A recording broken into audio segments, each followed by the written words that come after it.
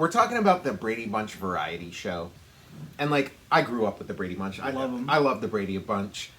I never laughed once during an episode of the Brady Bunch, but I loved it anyway, you know. Yeah, because it was just like it's like comfort food. And when you're a little kid and they're like building card houses, and you're like, oh, I want to build a card house, or I want to go camping in the backyard, or throw the football around, or like have a astroturf. Crap. Yeah, and just the fakeness of the world, and so like, I'm fully invested in the whole Brady Bunch thing. You know, it's just like, you know, it hit me at the right time, the right age.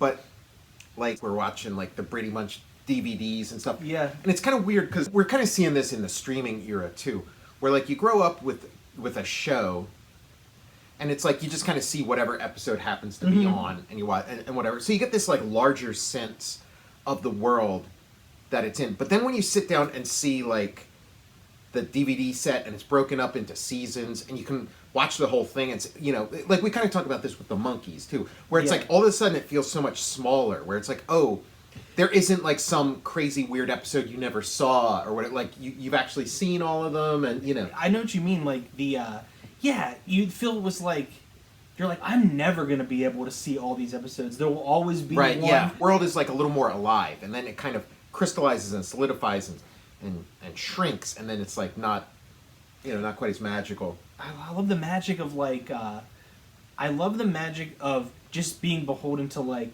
the schedule. It's like, well, maybe I'll catch one of like these Brady episodes. Yeah, it just like the idea of like watching a DVD set or streaming a show.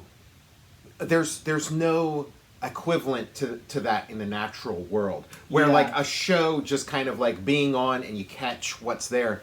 That is, you know, like our evolution has, like we have been evolved to deal with situations like that, where it's like, okay, I guess, you know, the peach trees, you know, are in bloom or whatever. Let's get these peaches while they're here or whatever, you know, stuff like that. But so we're talking about the Brady Bunch variety show, and I'd heard about it, you know, for years and stuff, but it was always one of those things where it was like dismissed as like, oh look, you know, they made this stupid variety show to kind of keep the Brady Bunch going a little bit longer, and boy did it suck. So I just never checked it out. I didn't have any interest.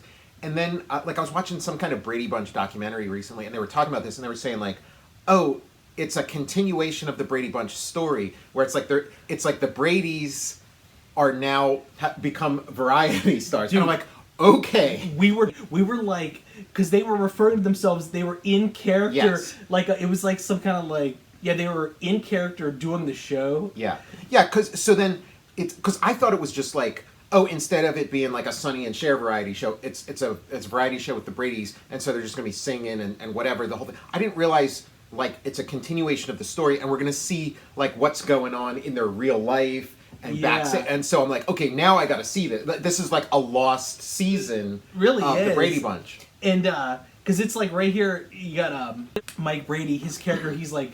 Yeah, Robert Reed. You know, Robert Reed is like super confident, theatrical, but he's like, oh, I'm a little nervous out here. I'm scared. Right, yeah, Mike Brady's the character. Yeah, because he's not Robert Reed. He's Mike Brady. Yeah. And then we got fake Jan, which they sort of play up as it goes on, and fake Jan is like, she's almost like a parody of Jan. Like they may as well get.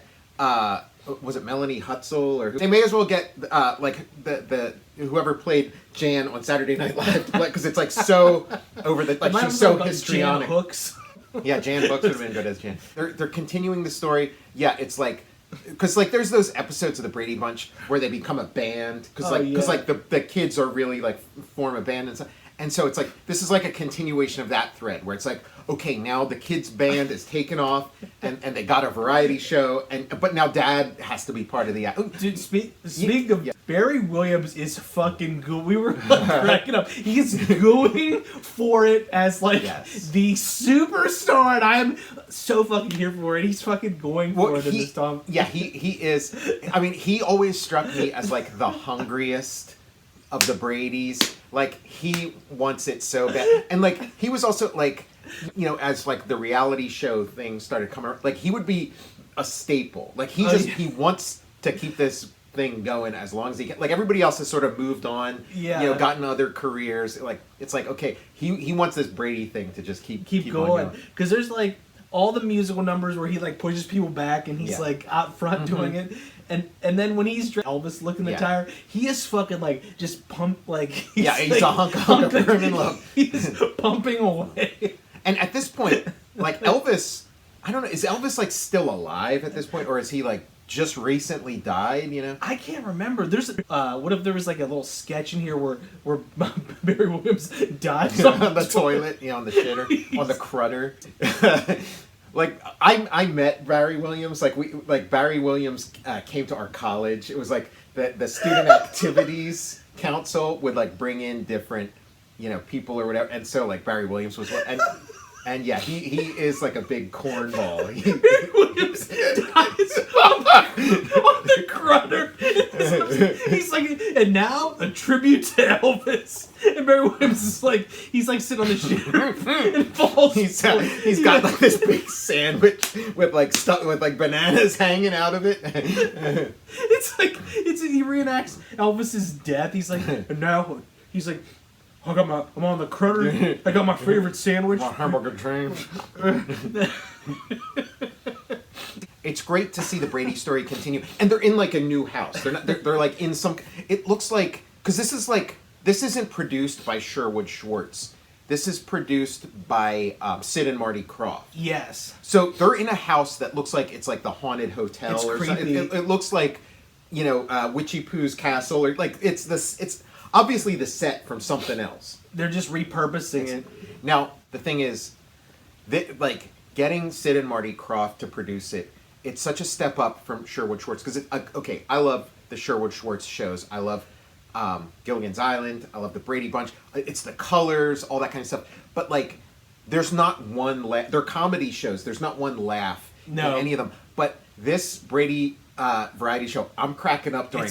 And my favorite thing in the first episode is when Tony Randall shows up and he starts getting into like arguments with Bobby Brady, and then he's like, "Up your nose with a rubber hose." I was waiting for that. I lost it. That is, it's the greatest reading of "Up Your Nose with a Rubber Hose," and it's like, why didn't Tony Randall have a guest spot on Welcome Back, Kotter where he could like say that to John Travolta? It was delicious, and like I like how they're playing up Tony Randall's like classically trained like acting chops. He gets to like do like a poetry monologue and stuff. And they want to hire Tony Randall to play their dad. They're like, it's kind of like a cuck situation. Yes, that's what I was thinking.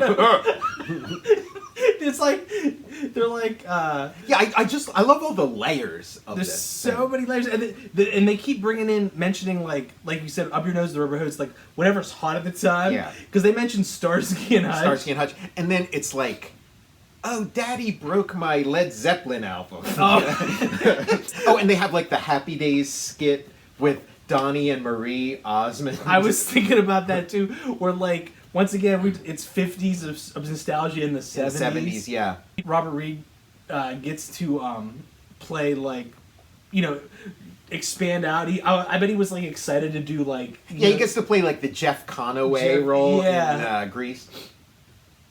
And Ann B. Davis, pops in here and there. Another thing too. See, like, what's up with that? That looks like the set from like season 3 of Webster or something. like it's in like I guess it's like the Bradys are rich now, but like it doesn't look like they're living in any kind of like Hollywood home. It looks like they're living in some like haunted. It's like a locked room mystery. Yeah, right. Exactly. Yeah, an Agatha Christie kind of setup.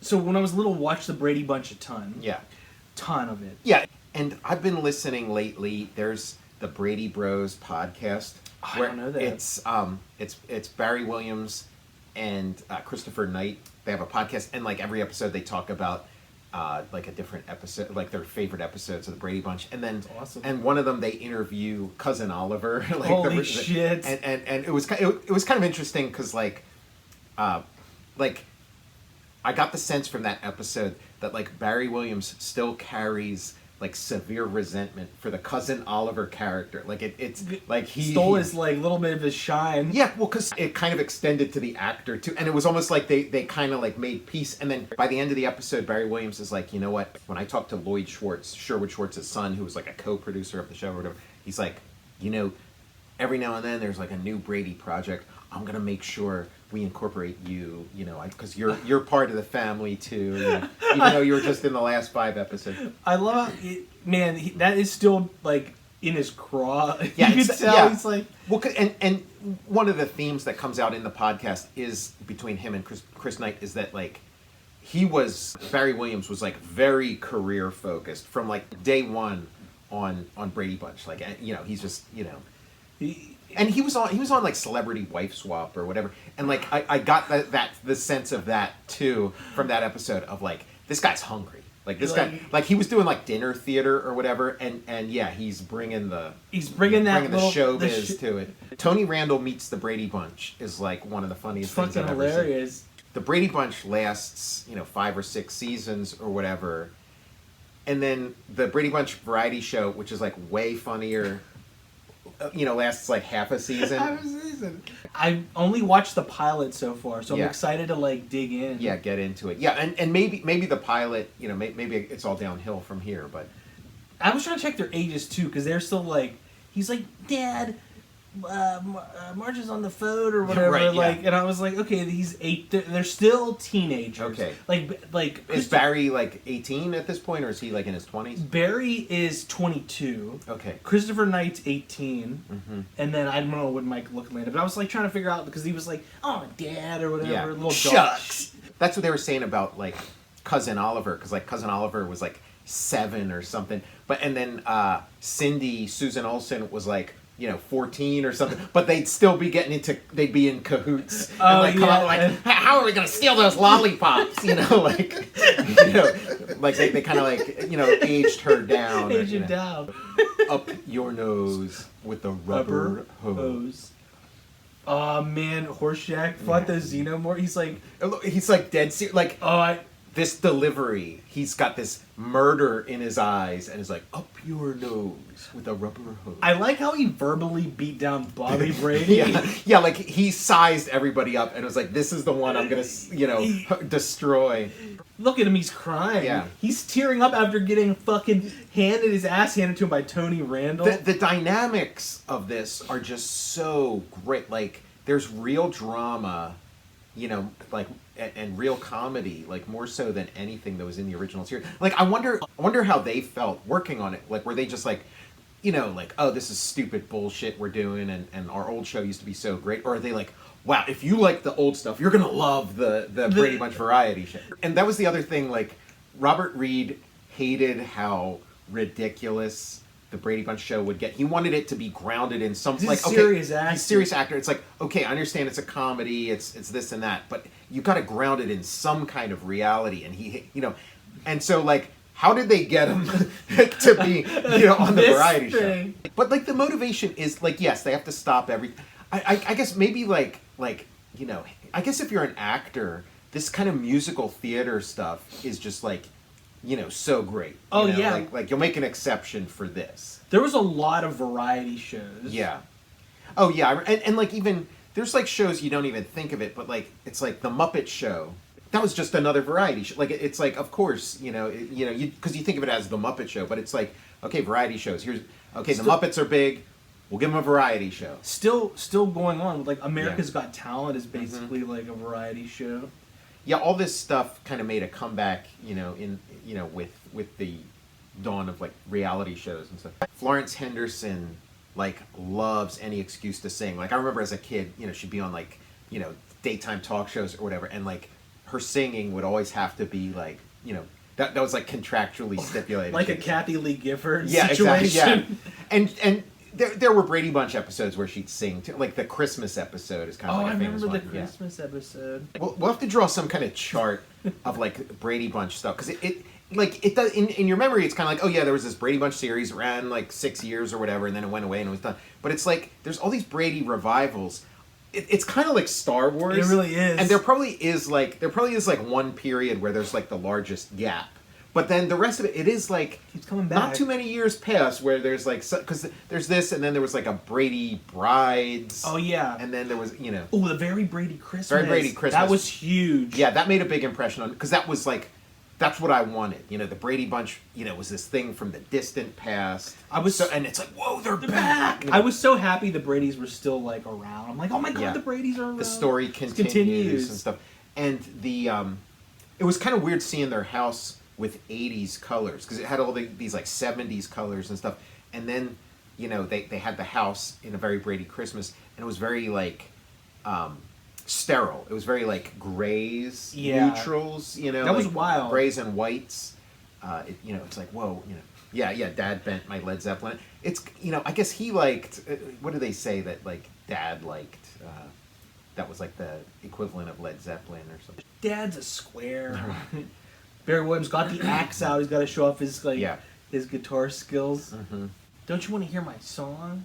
I gave my love a cherry. John Belushi comes and like smashes his guitar. Pure ambition, Yeah, like when they do the zoom ins later in this episode when they're doing that like group like the Elvis song. Yeah, he is just like dialed the fucking. He turns around and, like screams at them. When like Elvis died, he viewed it as like, okay, there's an opening in show business. Johnny Bravo himself. Yeah, they're like, and now a tribute to Elvis, and he's like, oh, I gotta eat my banana and fluffernutter sandwich or whatever the fuck. He's like, oh, too many drugs and like die. Look at Robert Reed, he's going for it. He's like, thank God I don't get to do this on the Brady Bunch. Yeah, he gets to have like a range. Perry Williams. He's like wherever the camera's at, he is fucking like whoever's the main lead, he's like up against. Yeah, he wants this to be a solo show. Well, that was the conversation that he had with Cousin Oliver. He was talking about it, and he's like, I think the direction of the show should have been like, oh, we follow Greg to college. But instead they're like, no, let's bring in a new kid and keep the kid stuff going. And it's like, yeah, like he must have really thought of it as this like crossroad, and he was probably like, he probably thought it was like a done deal. Like, yeah, it's gonna become the Greg show. We're gonna be following Greg at college, and then it's like cousin Oliver. He's like, they call him into the office, and he's like, we have some big news, and he's like, I'm ready for it. And he's like, then he's like, we're bringing in a new character, and he's like, what the fuck? And Cousin Oliver, like they were saying, because like Cousin Oliver always looked like John Denver, but. They were saying the same thing. Yeah. He's gonna fucking. I thought he was John. It's the thing though. It's not just an accident. Like that was how he got famous. Like before he was brought in as Cousin Oliver, he would be on like John. He would be like John Denver's mini me. He would be like there'd be like a John Denver TV special or whatever, and then he'd come out with like a little guitar and they'd like be singing next to each. So that was like his first fame was as this like little John Denver lookalike, and then they put him in the Brady Bunch. Mini Martin Krofft and mini John Denver.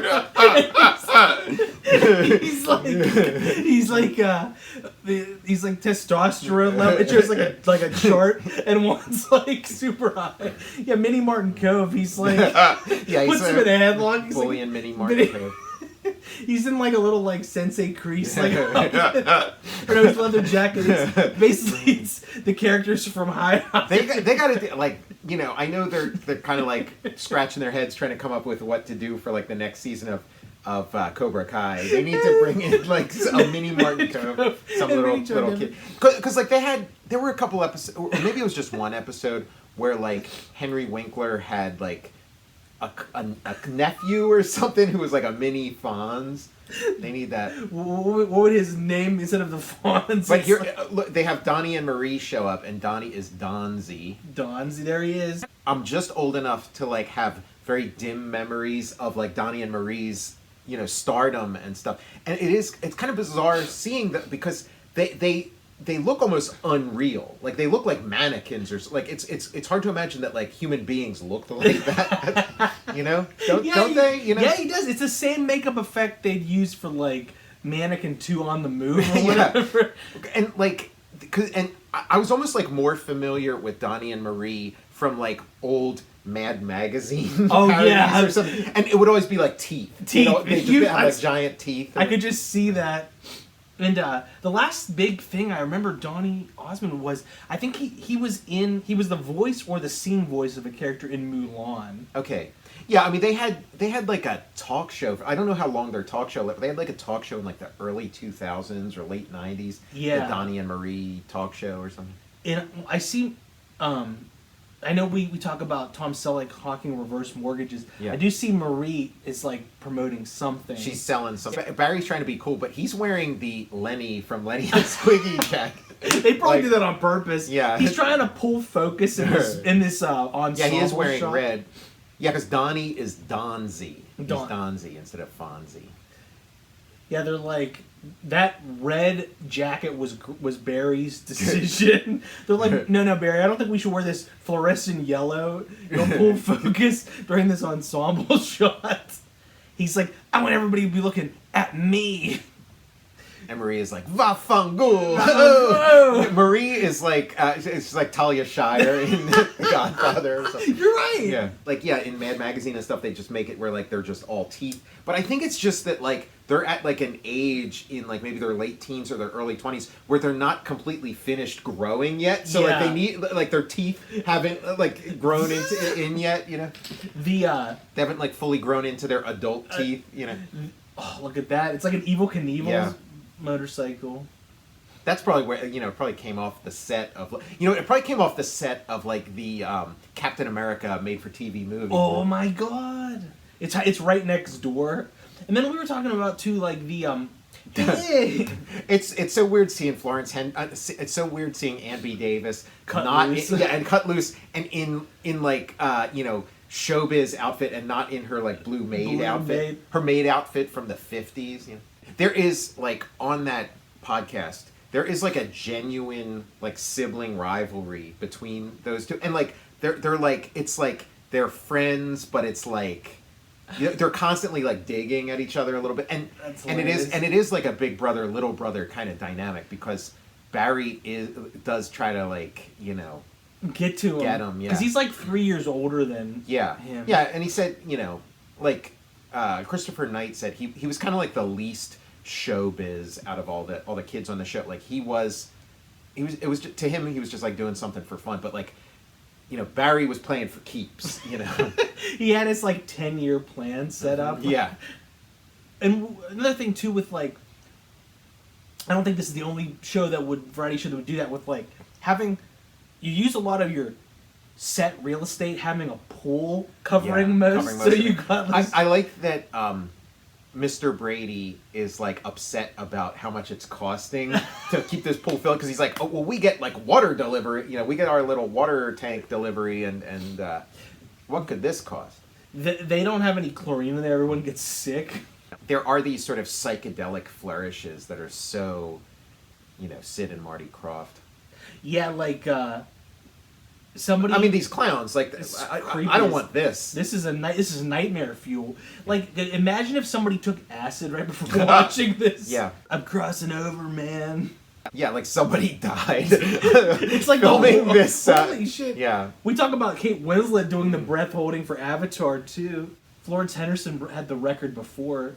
I love all the, you know, Dick Clark, you know, is so young. They're like, he's America's teenager. Yeah, America's oldest teenager. Okay. Oh, here we go. Episode 2. Let's see. I'm just curious, like, if there's, like, a huge drop off because it's so good.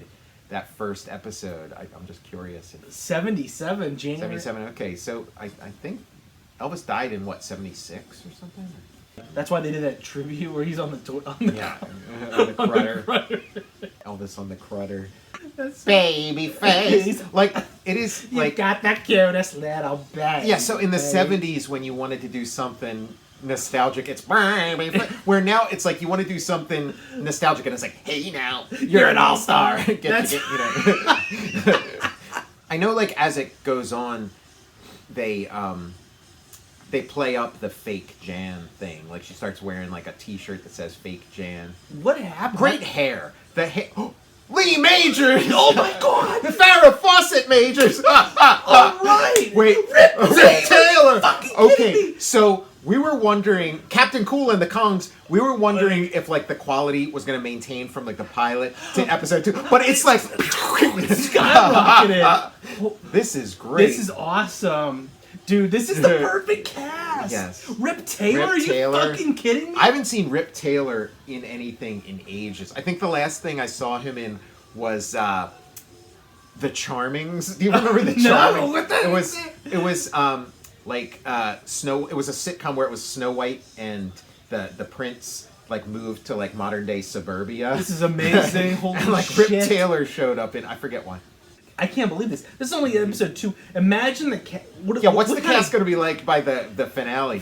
If I'm Jan, I'm sad. Like, why did they just pick on her and send her back? And like, what happened? Was it like? What do you think? Well, no, she didn't want to be part of it because she was having some success as a dramatic actress by this point, and so she's like, "Oh yeah, I'm done with that. I'm not coming back for that." But yeah, it just looks like I would be jealous if I was at home watching this and like thinking I could be a part of it. I could be wearing a red bell-bottom jumpsuit with sequin stars. Oh, man, look at the collars. See, that's the Brady Bunch is such like a style icon kind of show with like outrageous kind of stuff, but they never got deep enough into the 70s to get like the full disco era. Like, there's like probably multiple shots where people have their shirt is unbuttoned all the way down to their fucking belt buckle. And there's got to be a Star Wars, spoof or at some point in this series. Just the timing. Could you imagine Barry Williams and Han Solo? Yeah, Barry Williams as Chewbacca. He'd be so. It would have to have like the face cut out because he would be like real angry if he covered up his face. It's Chewie, but he's like, it's really like tattered because he like cut it himself. He's like, you're not hiding this mug. When we met Barry Williams, he refused to sign her Brady Bunch book. What? Are you kidding? He's like, oh, the author of that book he promised me some things, and he went back on his promises, so I can't sign that. I can't sign that. Talk about a heel turn. Holy shit. And so that was where Barry Williams kind of soured. Fits right into the Total Recall Hall of Character assassination. Yeah. He's just another victim. Well, but this is true. Like, character assassination would be like if it wasn't true. This it's kind of like a Cirque du Soleil kind of situation here. Look at that those sequins. Yeah, and that the two-step there. Who are we talking about? Was it John? We were talking about. I think it was John Ritter. Yeah. About the 18-inch waist with about a 36-inch bell bottom flare. Yeah. The waist is smaller than the leg. The leg flare at the bottom. And then those huge lapels. You could land like a F-18 Hornet. Yeah, you gotta watch out. Like, Florence Henderson better watch out because she'll get stabbed in the eye with decapitated with those lapels. Horrifying Brady Bunch variety show accident. Florence Henderson's decapitated by Robert Reed's lapels. and on the podcast, he still talks about the huge crush he had. Oh my god! Who I think Florence Henderson had she was married and had kids, and so he's gonna try and steal her away. Mike Lookinland, his fro, he's starting to turn into Roger Daltrey in Tommy or something like this. He's like, you see him playing like a tambourine or whatever, or he looks like one of the guys from Chips taking the helmet off. Yeah, where the hair's still. Tom. Yeah. We got some entrance into what? Yeah, the Helmet Hair Hall of Fame, the Brady Bunch Variety Hour. They have their own wing, right? Yeah. I mean, yeah. There was like a blackout in L.A. that was caused by all the blow dryers going. Yeah, and then that's what got the jump start on no CFCs, the hairspray, they're like, we need mega hold on this. I want to see what their dealing is with Lee. Like, we got to end this episode soon, but I'm so excited. Yeah, I mean, I guess we'll just have to maybe do a sequel or something. When I saw the pilot, I was like, okay, I got to watch all of this, and then got caught up in this and that, the holidays and all that kind of stuff. But this is the best. I got to come back to this. Maybe our show just becomes the Brady Bunch variety show, and we just do a different episode. We should try to, over the course of it, cover the entire series. Because Lee Majors, Farrah Fawcett Majors, and Rip Taylor. I think that they have like a psychic connection to our show. Yeah. Like somebody's we're booking fantasy booking. Right, this show was made specifically for us. Yeah. Like this is proof that like time travel is exists. possible. We went past to create the Brady Bunch variety. Look at that fucking helmet hair on Christopher Knight. Robert Reed, I think they used, when they created like the stealth bomber, they used the wing pattern of his lapels. Yes. Sid and Marty Krofft are like... Yeah.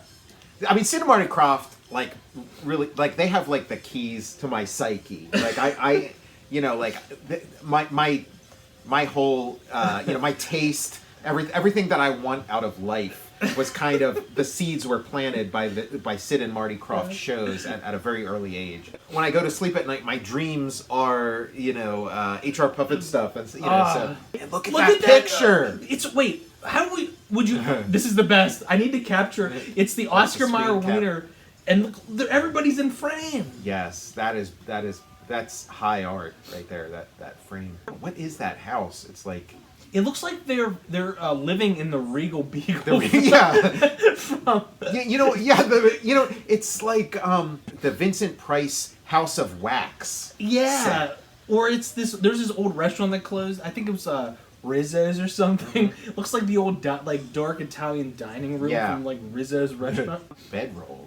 You ever hear that term, bedroll? Bed. We've been gushing about the Brady Bunch Variety Hour. I'm Tom Scioli, author of Jack Kirby, The Epic Life of the King of Comics, and Fantastic Four Grand Design. I'm Matt Zeoli. And you can follow me on Twitter at Tom Scioli or on Instagram at Tom_Scioli. Follow me on Instagram at cinema_tomb. Go check out my Patreon. Go to patreon.com, search Tom Scioli, and see all different kinds of comics I've been working on. You can follow the show on Instagram at total_recall_show. And we'll see you next time. For another Brady Bunch Variety Hour episode. I wonder what Lee Majors like in what's the storyline going to be? Yeah, it's a cliffhanger. We'll find out. In that clip, it looked like Rip Torn or not Rip Torn. Oh yeah, Rip Torn. That'd be interesting. I'm way more of a Rip Taylor fan than a Rip Torn fan. Rip Taylor, he's like playing their Lee Majors' father.